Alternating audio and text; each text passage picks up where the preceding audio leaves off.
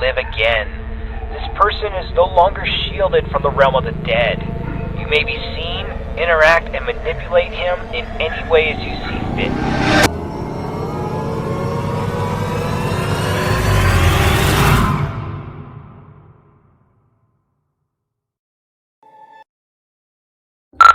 Alright, Clint, Cliff, welcome to the St. Augustine's Asylum for the Mentally Ill.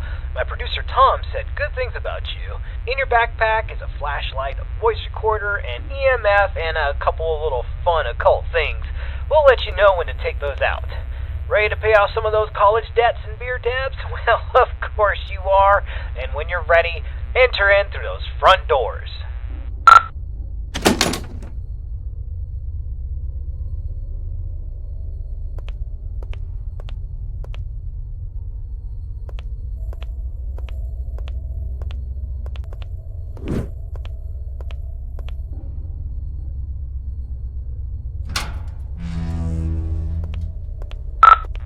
The door was unlocked. It can get a little sticky sometimes. So here's the story behind the St. Augustine's Asylum for the Mentally Ill. It was founded in the 1880s, closed in the 1960s, and a lot of nasty stuff happened here. I mean, this place is only supposed to house around 500 patients, but at its peak, it was around 3,300 patients in here. I mean, the place was, less of a hospital and more of a place where you dropped your problems off and hoped they disappeared.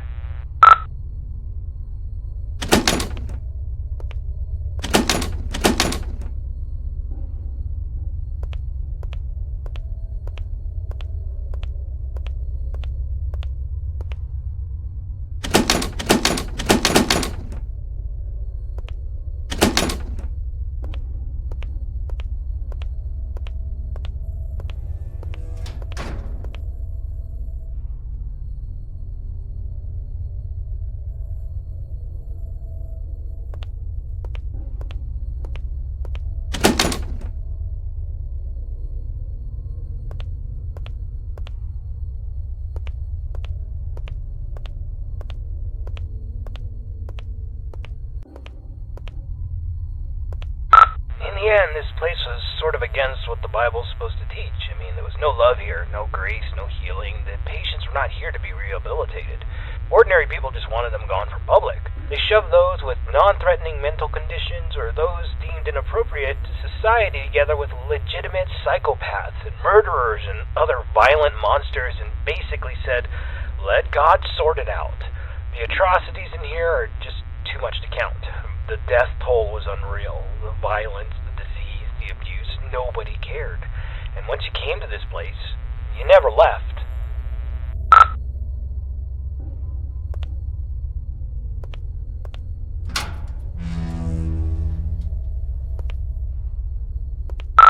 This is where the 100 hallways patients would convene, and we heard that the patients pre-1920 actually received decent care. Then the war hit, the depression hit, and then the budgets all fell apart. The room you stand in once healed 20 patients in need of attention, and by the end, 150 patients would pass through this room, naked, starving, attacking each other at random, flaying themselves with metal wires from their beds. Be careful where you step.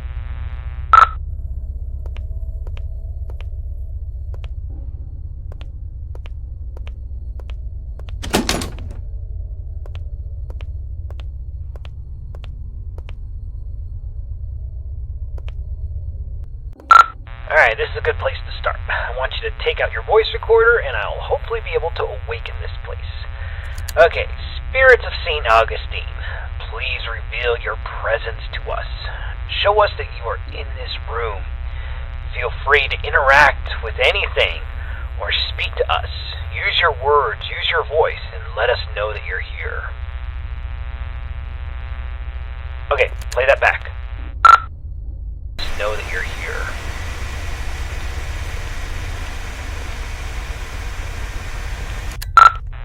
Nothing. Alright, let's try that again.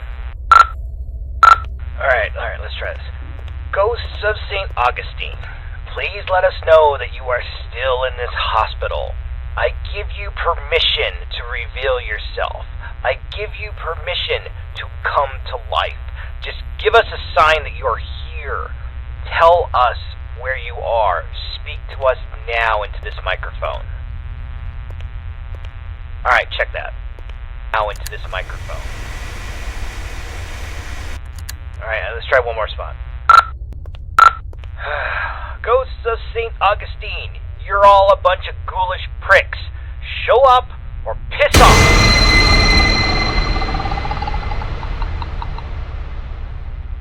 Whoa, did you hear that? Play that back. Pricks, show up or piss off!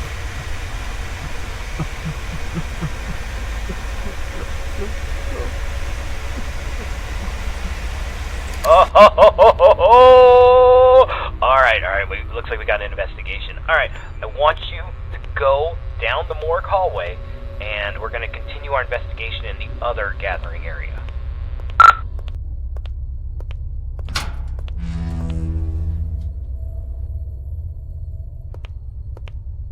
Okay, of the 4 areas you need to visit to fulfill your contract, the East Social area is the first on the list. This is the area where the inmates who are deemed a danger to society would convene. You'll go to this room and perform a summoning ceremony. So walk into the center and we will begin.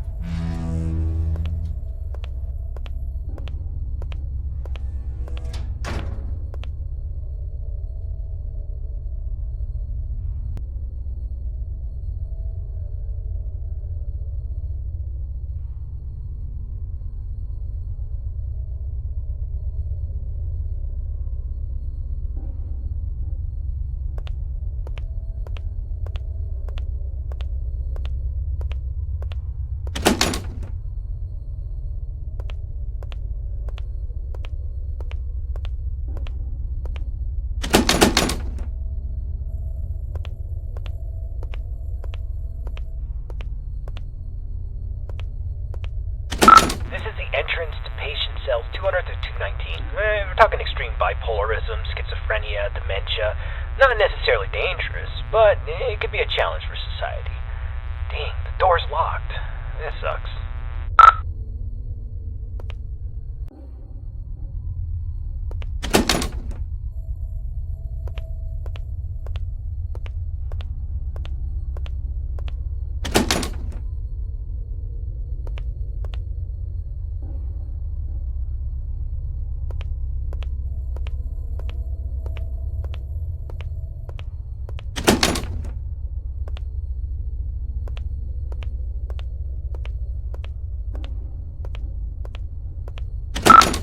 Entrance to the patient cells 220 to 240.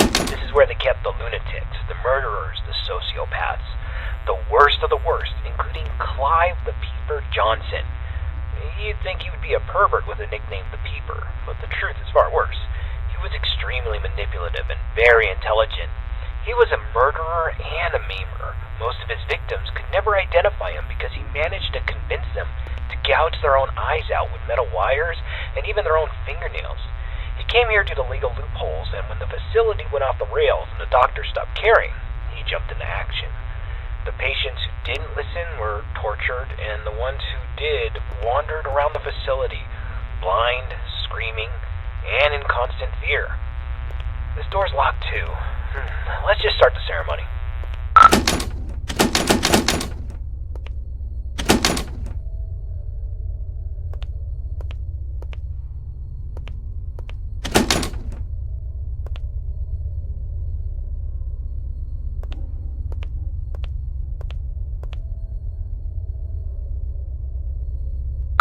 Spirits inside this asylum, we know that you're here. We release you from your restraints. Come forward and live again. This person is no longer shielded from the realm of the dead. You may be seen, interact, and manipulate him in any way as you see fit.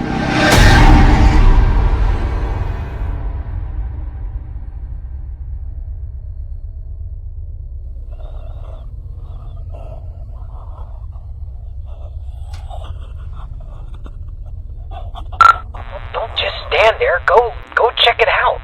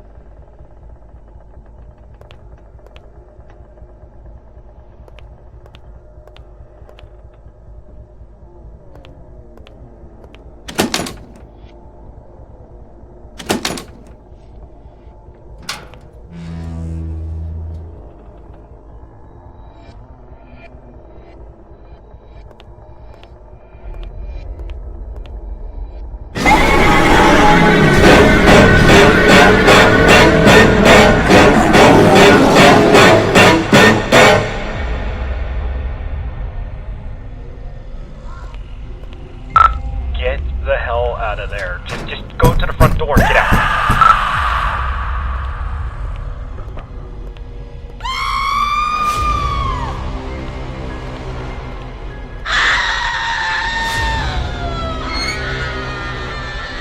Alright, get out of this hallway and take your second right.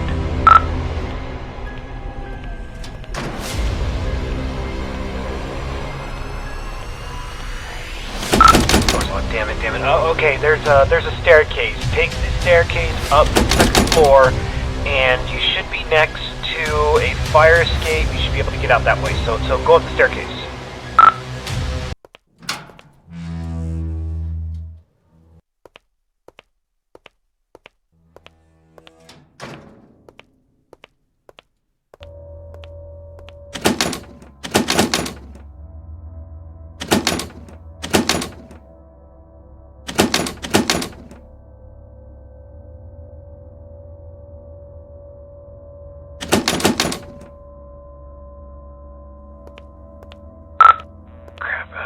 Okay, we need it. Let's go get something to pry this door open. Go back downstairs. I bet you there was something downstairs we could probably use.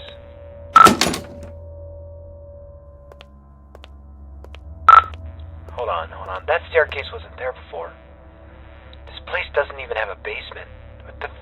What is going on? Alright, just... I don't think you got any other choice. I think you gotta make your way downstairs.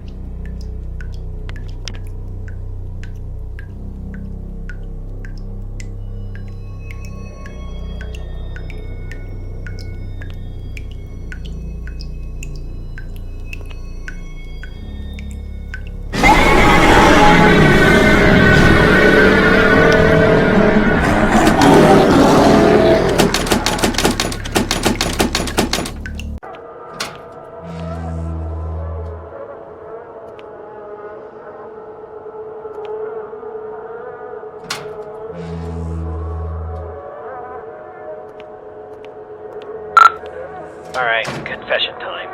It's about the eyes. I kinda hid this from you. There's an urban legend, and I repeat, it's an urban legend about the peeper Clive Johnson. You see, there was a patient who suffered from dementia and swore that Clive was more than just a mere man, and he would kind of haunt this patient all throughout the day. Rampant hallucinations that progressively got worse, but at night he never saw the peeper. Then he discovered that if he closed his eyes, he could escape Clive, but whenever he opened them, Clive would be there, waiting for him and getting closer and closer. Eventually, the patient used a fork and he blinded himself. And while he was soaked in his blood from his sockets, he screamed to the entire hospital that he was free, he was safe. And a week later, 2 more patients charged Clive with stalking them, even though he was confined to solitary. I mean, it's crazy. They took their eyesights too. This pattern didn't stop. I thought it was BS, but based on what we've seen tonight, I'll pretty much believe anything. So, try to get the hell out of there, and if it gets too intense, try to shut your eyes.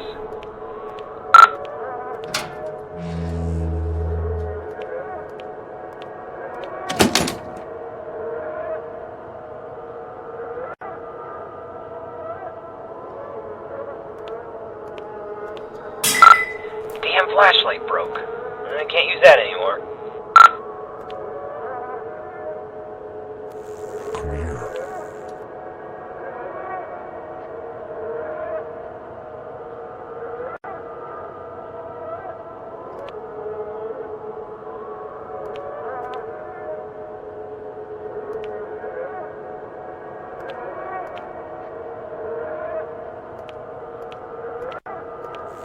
I see you now. Crap, Clive, run! He sees you.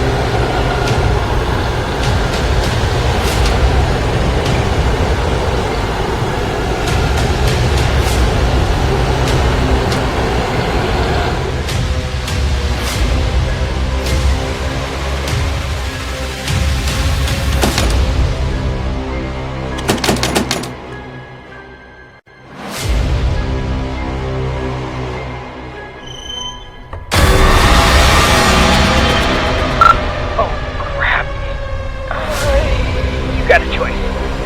Either he gets you, or you're gonna have to cut him out.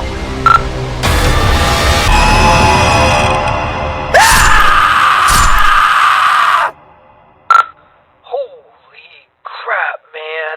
I can't believe you just did that. You freaking gouged your eyes out with a scalpel. Are you alright? I know you're not. Holy crap.